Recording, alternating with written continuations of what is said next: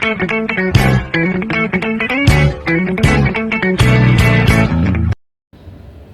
anak-anak, terima kasih sudah menyiapkan media pembelajaran kita.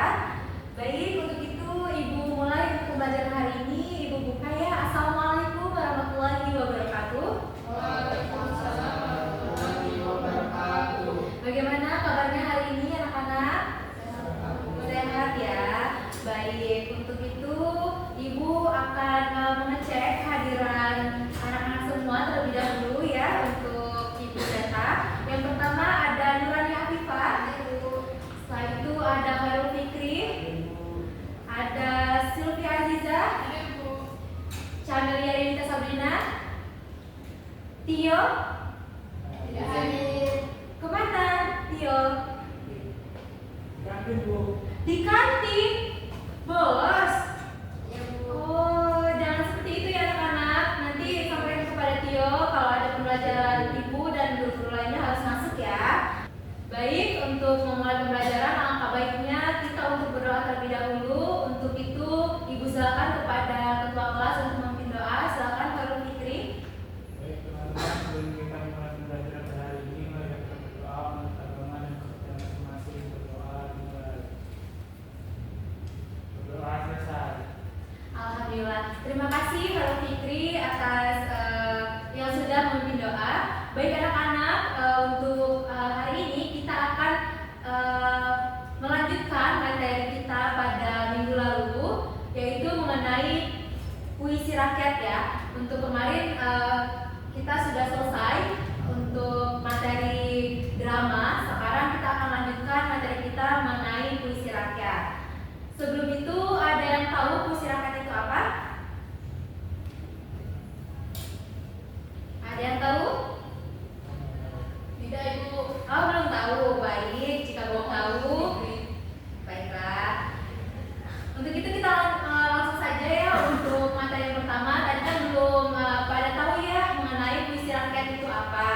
Jadi anak-anak, puisi rakyat itu adalah jenis karya sastra yang berkembang secara lisan di tengah masyarakat dan diwariskan secara turun-temurun. Nah, puisi ini mencerminkan budaya, nilai-nilai, dan juga kehidupan sehari-hari masyarakat.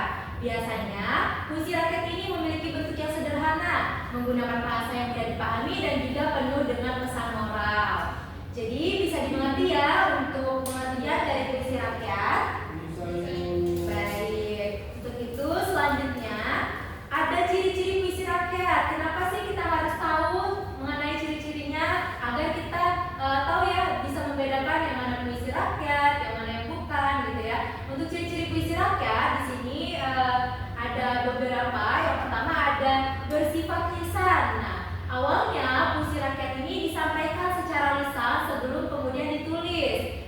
Setelah itu yang kedua, bentuknya tertetap. Nah, umumnya memiliki pola rima dan irama tertentu. Camelia, bisa untuk dibacakan untuk poin yang ketiga? Bisa Ibu. Poin ketiga, mengandung nilai-nilai budaya puisi rakyat mencerminkan kebijaksanaan lokal, norma dan adat istiadat masyarakat. Baik, terima kasih Camelia yang sudah membacakan poin ketiga. Kita beri tepuk tangan dulu untuk Camelia. Baik, selanjutnya ada yang keempat, tolong dibacakan Khairul Fikri. Yang keempat ada anonim, yaitu pencipta puisi rakyat biasanya tidak diketahui karena mewariskan dari generasi ke generasi. Baik, kita beri tepuk tangan untuk Khairul Fikri.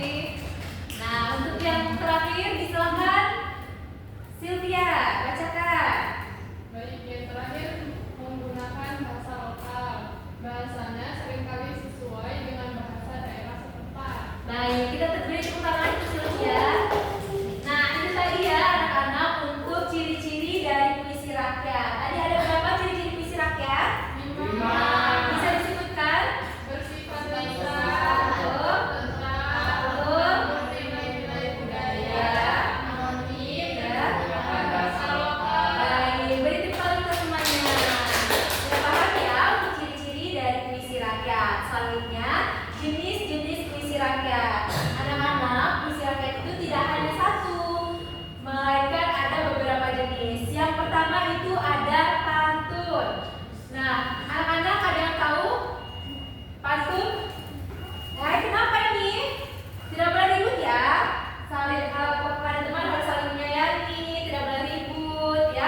Oke, fokus dulu ke ibu. Nanti setelah ini kita akan ada ice breaking ya, biar kita enjoy ya untuk belajarnya.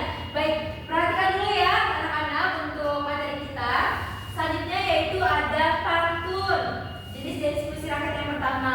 Nah, pantun ini biasanya bersajak ABAB. Nah, terdiri dari 4 baris. Dua baris pertama sebagai lampiran dan juga 2 baris terakhir itu sebagai isinya. Nah, di sini ibu sudah berikan contoh dari pantun. Ada yang sudah bisa bagaimana cara membaca pantun? Belum anak-anak. Bisa ngelawak juga ya Sylvia. Ya Allah, ya nggak apa-apa. Nggak apa-apa, itu hiburan untuk kita semua ya. Jadi di sini ada contoh dari pantun, ibu bacakan ya. Buah mangga, buah durian. Cakep. Dimakan si anak kecil.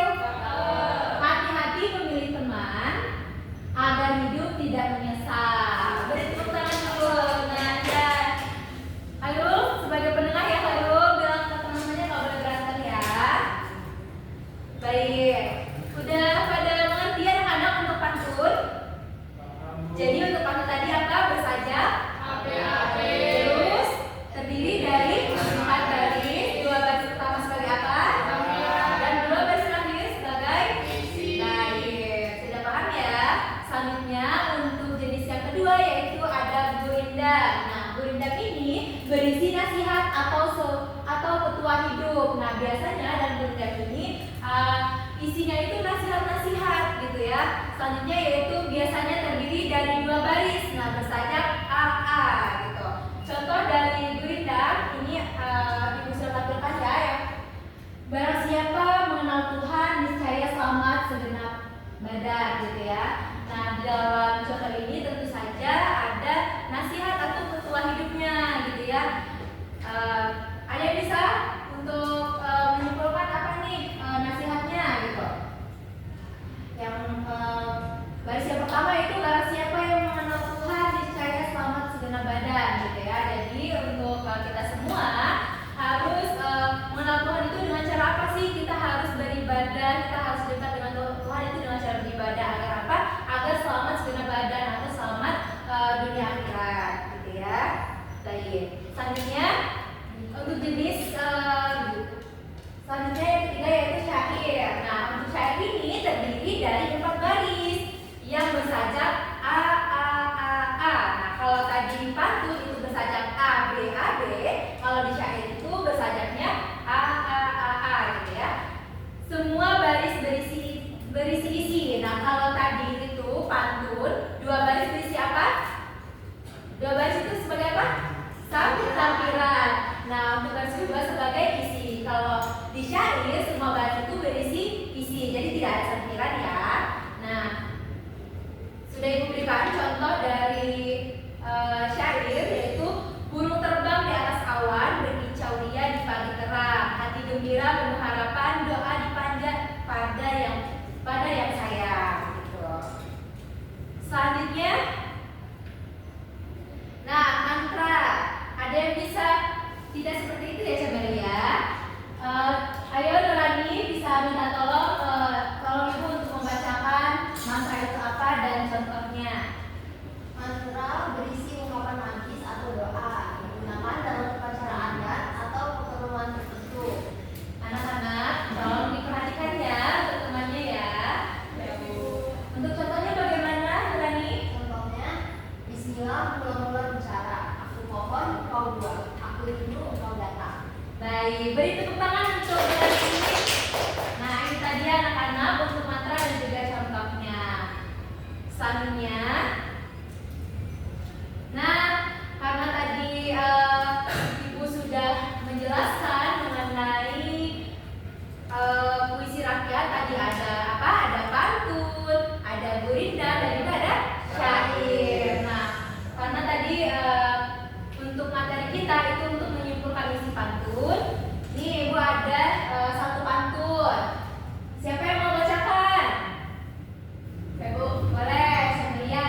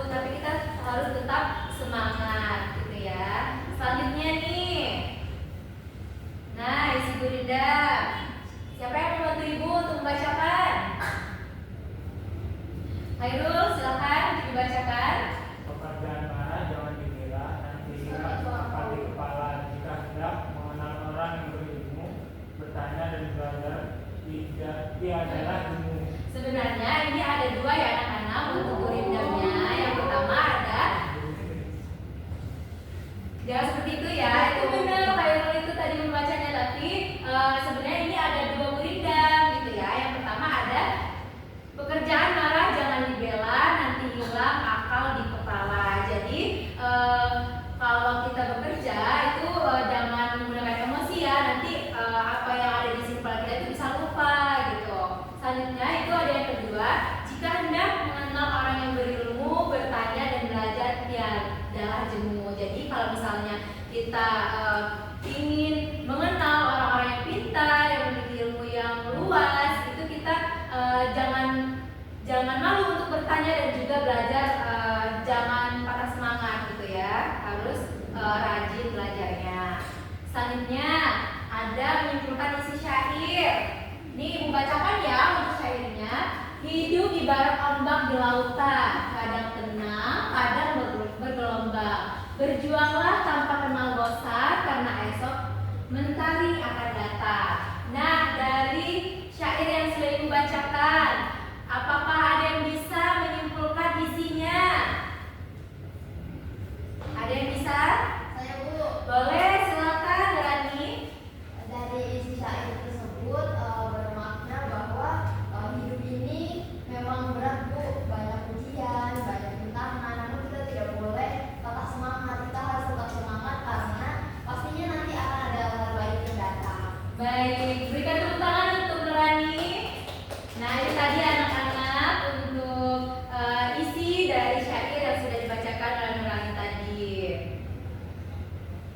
Baik, untuk materi kita pada hari ini sudah selesai. Apakah ada yang ditanyakan mengenai materi yang sudah ibu jelaskan? Tidak ada. Sudah pada paham semuanya ya anak-anak? Baik. Untuk itu ibu ucapkan terima kasih kepada anak-anak ibu semuanya yang sudah berantusias memperhatikan dan juga menerima materi yang ibu berikan besok dan seterusnya di pembelajaran ibu atau pembelajaran guru-guru lainnya. Ibu harap anak-anak harus kondusif untuk belajarnya ya, tidak boleh ribut, tidak boleh berantem. Karena apa? Karena itu akan mengganggu konsentrasi dari teman-teman yang lainnya gitu ya anak-anak ya. Nah, baru diomongin ya, sudah ribut lagi. Untuk Camelia dan juga Sylvia minta maaf dulu kepada temannya. Ayo saling minta maaf. Saling minta maaf ya. Khairul di tengah-tengah ini. Coba ya minta maaf. Ayo Camelia. Tidak boleh malu untuk minta maaf ya. Ayo silakan minta maaf terlebih dahulu. Ayo maaf dulu. Kan ibu. Ayo minta maaf. Ayo Sylvia. Nggak mau Bu. Tidak boleh seperti itu ya Sylvia. Kita tidak boleh malu untuk minta maaf duluan. Yuk minta maaf. Ada? Ya udah tuh Sylvianya. Oke. Besok nanti ke kantin bareng ya. Oke. Udah ya, udah maaf-maafan ya Camelia dan juga Sylvia. Baik, untuk itu anak ibu karena bel istirahat sudah berbunyi, ibu akhiri saja ya untuk pertemuan kali ini. Anak-anak ibu boleh setelah ini pergi kantin atau memakan bekal yang dibawa. Baik anak ibu, untuk itu ibu mau mohon maaf apabila terdapat kesalahan dalam perkataan ibu atau perilaku ibu. Jika tidak baik jangan dicontoh ya, contoh yang baik-baiknya saja. Baik anak ibu, saya akhiri untuk pertemuan kita pada hari ini. Terima kasih. Wassalamualaikum warahmatullahi wabarakatuh. Waalaikumsalam warahmatullahi wabarakatuh. Baik, selamat sore. Saya Camelia Yunita Sabrina selaku observer lisan dari saudara calon guru Siti Silviani dengan NPM 2213041085 dengan topik menyimpulkan isi puisi rakyat.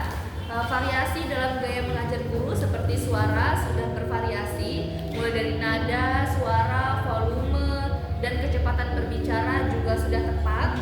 Mimik dan gerak sudah banyak sekali tangan dan badan bergerak pada saat menyampaikan pembelajaran. Ketiga, kesenyapan. Beberapa kali guru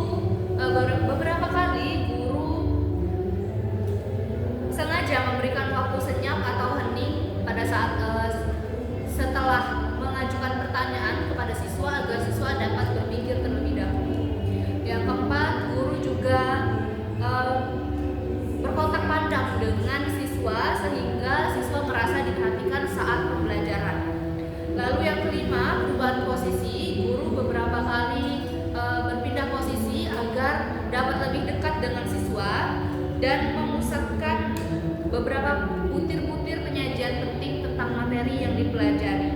Misalnya mengajak siswa untuk memperhatikan materi. Lalu untuk alat bantu, guru menggunakan variasi visual dengan alat bantu dari proyektor, yaitu berupa salin dia.